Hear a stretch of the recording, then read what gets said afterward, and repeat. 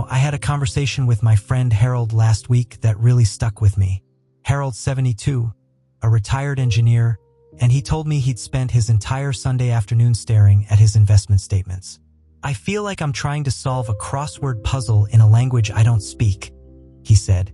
"One minute I'm worried I'm too conservative, the next I'm panicking about risk. And don't get me started on all these fees. Sound familiar? If you've ever felt overwhelmed by your investments, like they're a tangled garden you no longer have the energy to prune, you're not alone." But here's the thing. Marcus Aurelius, the Roman emperor and Stoic philosopher, faced his own version of this chaos nearly 2,000 years ago.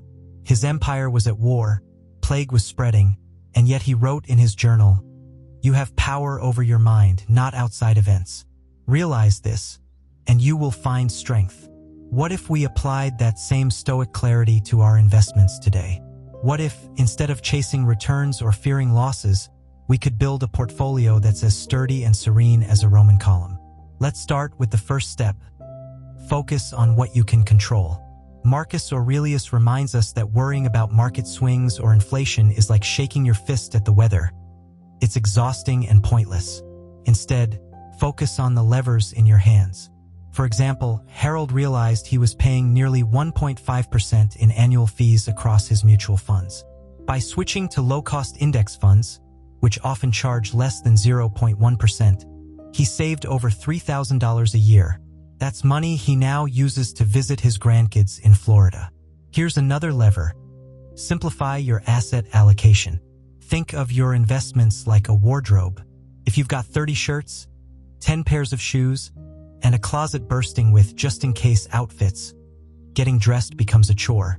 But if you pare it down to a few versatile staples, life gets easier.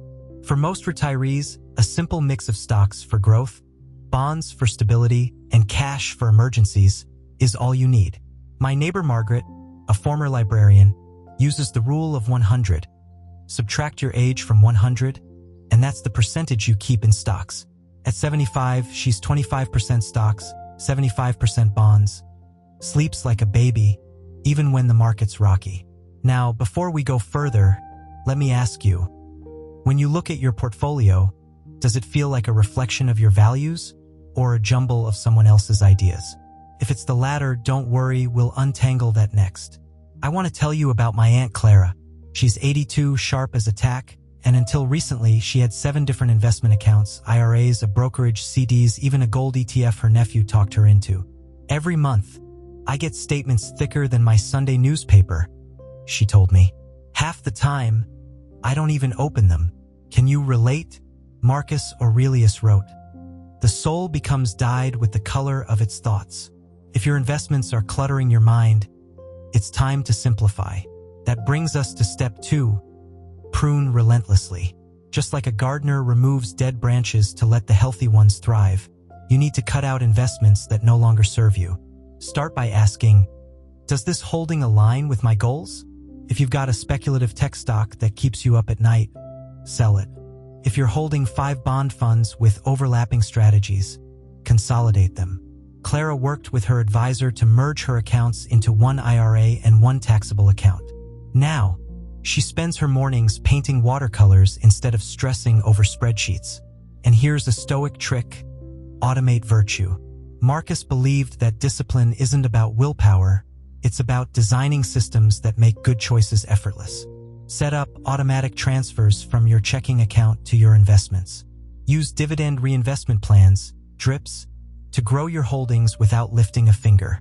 My buddy Frank, a retired firefighter, automated his contributions 20 years ago. "I forgot about it," he laughed. "And now I've got a nest egg that's outlasted 3 of my old trucks."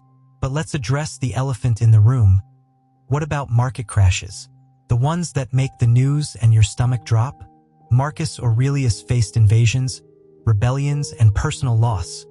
Yet he wrote, "The obstacle is the way." That's step 3, reframe risk as opportunity. When markets dip, instead of panicking, ask, is this a chance to buy quality investments at a discount? Think of it like a winter sale at your favorite department store. In 2008, after the financial crisis, stocks were on sale, 50% off. Those who held steady or bought more saw massive rebounds. Now, I know what you're thinking. That's easy to say, but harder to do when your life savings are on the line. You're absolutely right. That's why we're going to talk about the one question you should ask yourself before making any investment decision. Let me share a story about my grandfather.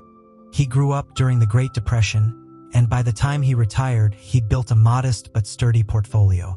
When I asked him his secret, he said, "I only invested in things I could explain to a 10-year-old. That's Stoic wisdom in action. Seek clarity, not complexity."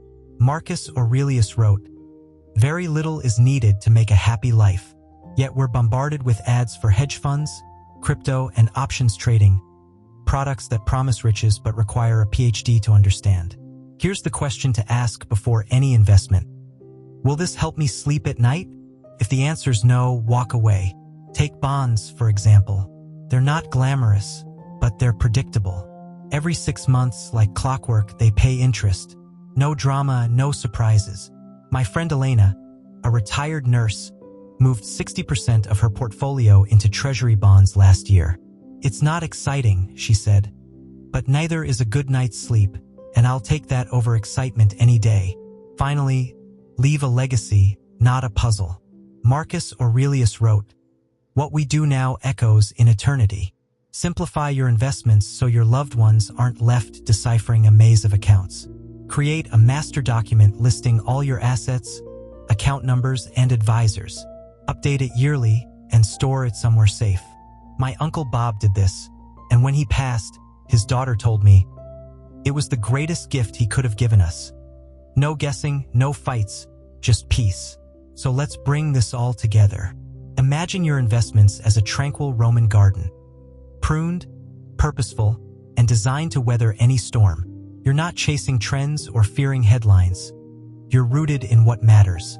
Harold, the engineer I mentioned earlier, sent me a note last week. I canceled 2 of my financial newsletters. Feels like I've unsubscribed from anxiety. If you take one thing from this video, let it be this: investing isn't about outsmarting the market. It's about crafting a strategy that lets you live your version of a good life.